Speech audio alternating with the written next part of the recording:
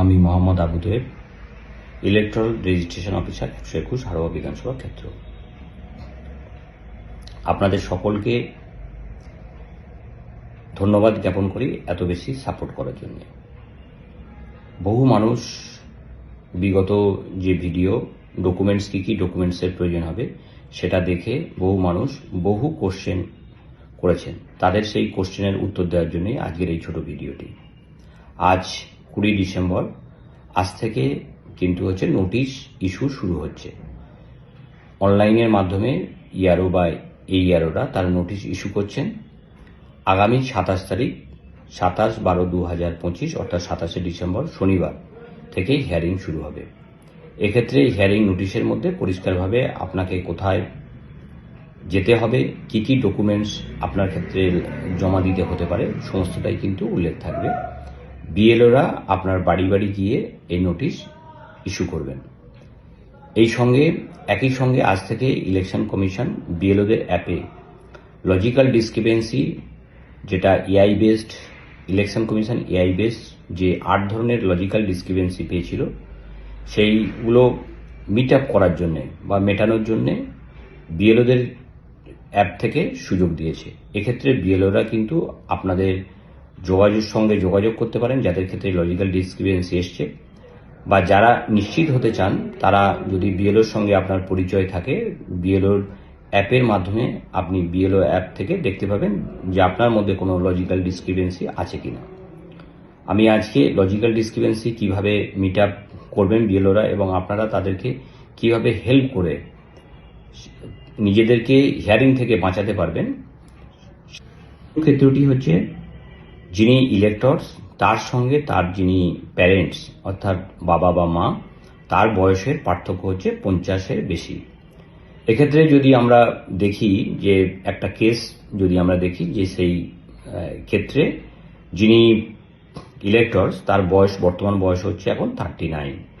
তিনি যার সঙ্গে অর্থাৎ তার মায়ের সঙ্গে যে ম্যাপিং করিয়েছেন, প্রয়োজনীয় ম্যাপিং, তার মায়ের বয়স কিন্তু 95, অর্থাৎ এক্ষেত্রে তার যে বয়সের পার্থক্য সেটা হচ্ছে 50+।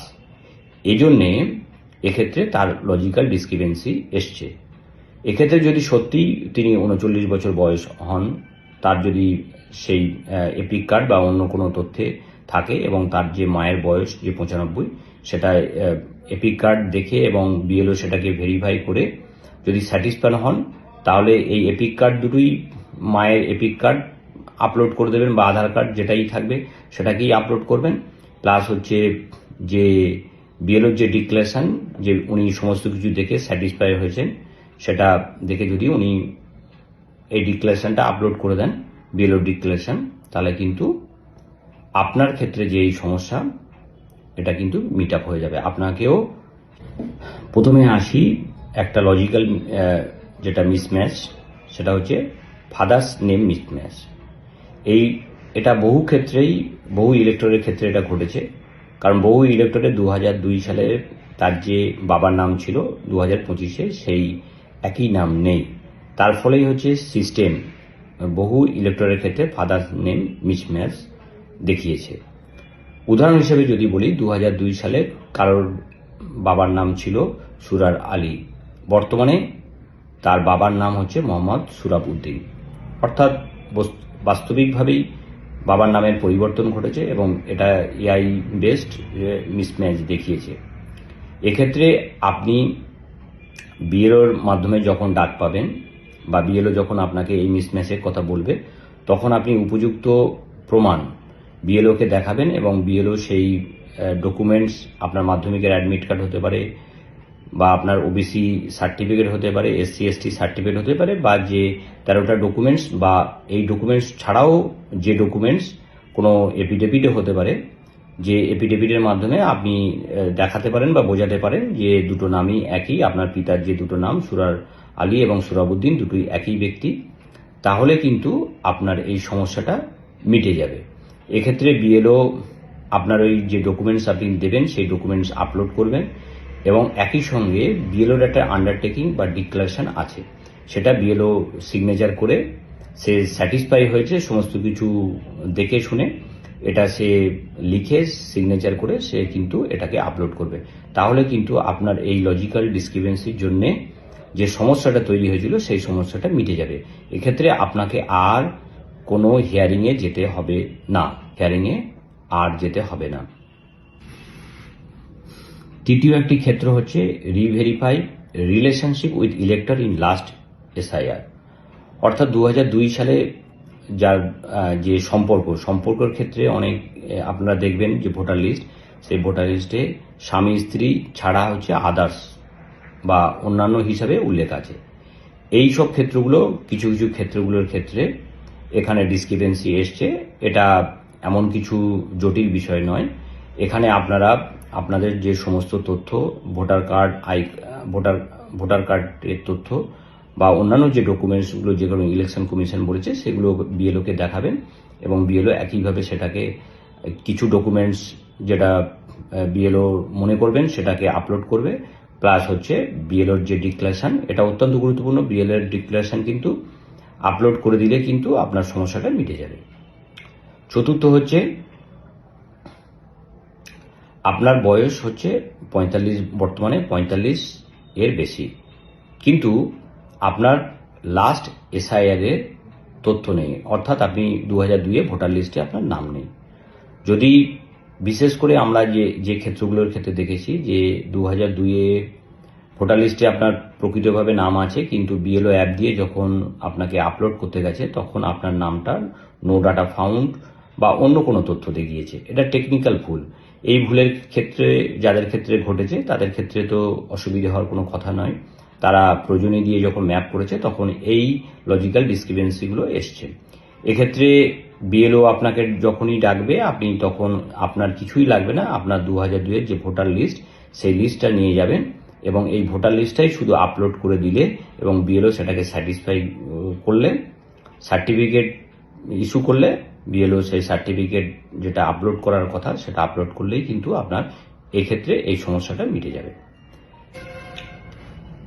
আরেকটি ক্ষেত্র এখানে লজিক্যাল ডিসক্রিপেন্সির ক্ষেত্রে ঘটেছে, যেখানে ভোটার ইলেক্টর এবং তার যে প্যারেন্টস অর্থাৎ বাবা মায়ের যে বয়স, সেই বয়সের ডিফারেন্স হয়েছে 15 বছর।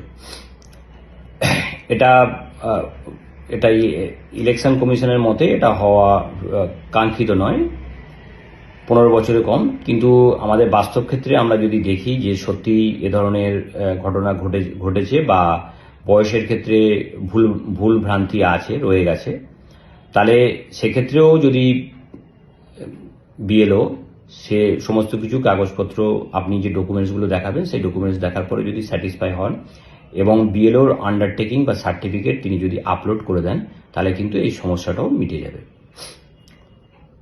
নেক্সট হচ্ছে যে অনেক ক্ষেত্রে যে লজিক্যাল ডিসক্রিপেন্সি এসছে এটা অনেক সংখ্যায় কম কিন্তু এসছে, সেটা হচ্ছে প্রয়োজনী 6-এর অধিক হয়েছে।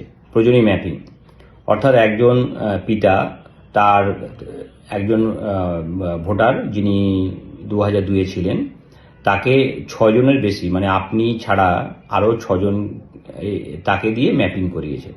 এটা সিস্টেম লক করেছে এবং সিস্টেম নকড হওয়ার পরে এটাকে করেছে। লজিক্যাল ডিসক্রিপেন্সিতে এটা এসেছে। এক্ষেত্রেও যদি বিএলও আপনার বাড়িতে বা আপনার কাছ থেকে তথ্য নিয়ে যদি দেখা যায় যে আপনার বাবার 6-এর অধিক সন্তান আছে এবং তাদের প্রত্যেকের ম্যাপিং হয়েছে এবং ঠিকঠাকই হয়েছে, সেক্ষেত্রে কোনো অসুবিধা হওয়ার কথা নয়। এক্ষেত্রে যদি আপনার বাবা জীবিত থাকেন তাহলে তার কাছ থেকে একটা ডিক্লারেশন নিতেই পারেন, বা যদি বাবা মৃত হন তাহলে গ্রাম পঞ্চায়েত বা যে অডিশন সার্টিফিকেট সেই অডিশন সার্টিফিকেটও আপলোড করে দিতে পারেন। এক্ষেত্রে একই সঙ্গে বিএলও তার যে আন্ডারটেকিং সেটাও আপলোড করবেন। নেক্সট হচ্ছে গ্র্যান্ডপ্যারেন্টের সঙ্গে আপনার অর্থাৎ ইলেক্টরের ডিফারেন্স হচ্ছে যদি 40-এর কম হয়। এটা খুবই হওয়া অস্বাভাবিক ব্যাপার, তবুও এটা সিস্টেম নক করেছে। কারণ এরকম হয়েছে যে যাকে গ্র্যান্ড প্যারেন্টস হিসেবে আমরা দেখিয়েছি, ম্যাপিং করিয়েছি, তার সঙ্গে হচ্ছে আমার অর্থাৎ হচ্ছে ইলেক্টর, তার হচ্ছে ডিফারেন্স হচ্ছে 40 বছর। এক্ষেত্রে যদি সত্যি এরকম ঘটনা ঘটে তাহলে আপনি বিএলওকে আপনার তথ্য দেবেন, প্রমাণ দেবেন, সেক্ষেত্রে বিএলও সমস্ত কিছু দেখবে এবং দেখার মধ্য দিয়ে যদি তিনি বিএলও স্যাটিসফাই হয় তবে সেটাকে মিট আপ হবে, নতুবা এটাকে আপনাকে পরবর্তীকালে হিয়ারিংয়ে যেতে হতে পারে। আর একটা খুব ছোট্ট ঘটনা ঘটেছে, সেটা হচ্ছে ইলেক্টরস জেন্ডার মিসম্যাচ। এটা 2002 সালে বা বর্তমানে যে আপনার জেন্ডার আছে সেই জেন্ডারের সঙ্গে কোনো সিস্টেমজনিত কারণে মিসম্যাচ হয়েছে। এক্ষেত্রে এটা যদি বিএলও আপনার লজিক্যাল ডিসক্রিপেন্সির জন্য যে ইলেক্টর জেন্ডার মিসম্যাচ দেখায়, তাহলে এখানে শুধুমাত্রই আপনার যে ভোটার কার্ডে যে আপনার যে লিঙ্গ আছে, অর্থাৎ আপনি স্ত্রী কি পুরুষ যেটাই আছে, এবং সেটা যদি সঠিক থাকে সেই তথ্যটাই আপনি বিএলওর কাছে দেবেন এবং বিএলও ওইটাই আপলোড করে তার আন্ডারটেকিং দিলেই কিন্তু এই সমস্যাটা মিটে যাবে। এক্ষেত্রে কিন্তু আর কিছু করার প্রয়োজন নেই। সবশেষে যেটা বলবো যে আজ থেকে 20 তারিখ থেকে হিয়ারিং শুরু হচ্ছে। এই হিয়ারিং প্রথম পর্যায়ে যাদের চলছে, যাদের নো ম্যাপিং আছে, তাদেরই একমাত্র হিয়ারিং নোটিশ আজ থেকে শুরু হচ্ছে। আমরা প্রত্যেকেই চেষ্টা করব যে বিএলও আমার সঙ্গে যোগাযোগ করুক বা না করুক, আমি বিএলওর কাছে গিয়ে তার অ্যাপে থেকে দেখে নেব আমার ক্ষেত্রে কোনো লজিক্যাল ডিসক্রিপেন্সি আছে কিনা। যদি থাকে, এই যে 8টি বিষয় আমি বললাম, এই 8টি বিষয়ের যেটা থাকবে সেটা আমি বিএলওকে সেই ডকুমেন্টস সাবমিট করে বা বিএলওকে স্যাটিসফাই করব এবং বিএলও আমার ডকুমেন্টসগুলো আপলোড করে আমার সপক্ষে বিএলও তার আন্ডারটেকিং বা সার্টিফিকেটটা সে আপলোড করলেই কিন্তু আমাকে আর লজিক্যাল ডিসক্রিপেন্সি থেকে আমি আমার যে লজিক্যাল যে রেড যেটা সিগন্যাল, সেই সিগন্যাল থেকে কিন্তু আমি বাইরে চলে যাব, অর্থাৎ আমি হিয়ারিং থেকে দূরে চলে গেলাম। যদি না কোনো কারণে আমার এগেনস্টে কোনো কমপ্লেন অন্য কোনো জায়গায় কোনো পলিটিক্যাল পার্টি কোনো তরফ থেকে বা অন্য কোনো ব্যক্তি কোনো কেউ আমার নামে কোনো কমপ্লেন, ক্লেমস অ্যান্ড অবজেকশন সে না ফেলে, তাহলে কিন্তু আমার হিয়ারিং হওয়ার কথা নয়। অর্থাৎ ইলেকশন কমিশন চেষ্টা করছে যে প্রত্যেকটা মানুষের যতটা কম সম্ভব দুর্ভোগ তাকে পোহাতে হয়। যাদের ক্ষেত্রে কোনো ডকুমেন্টস নেই তাদের ক্ষেত্রে বিএলওর এনকোয়ারি রিপোর্ট, বিএলওর আন্ডারটেকিং সব থেকে বেশি গুরুত্বপূর্ণ। যারা একেবারে প্রান্তিক মানুষ, রিক্সা চালায় বা অটো চালায় বা নেই, যাদের কোনো নেই, তাদের ক্ষেত্রে যদি এই লজিক্যাল ডিসক্রিপেন্সি যেগুলো বললাম তার মধ্যে যদি কোনো একটা কিছু ঘটে থাকে তাদের ক্ষেত্রে, এটা ঘটতেই পারে, বাবার নামের মিসম্যাচ বা বয়সের ক্ষেত্রে কোনো মিসম্যাচ বা যে কোনো এই একটা যে জিনিস বললাম, সেক্ষেত্রে কিন্তু বিএলওর যে রিপোর্ট সেটাই কিন্তু অথেন্টিকেট।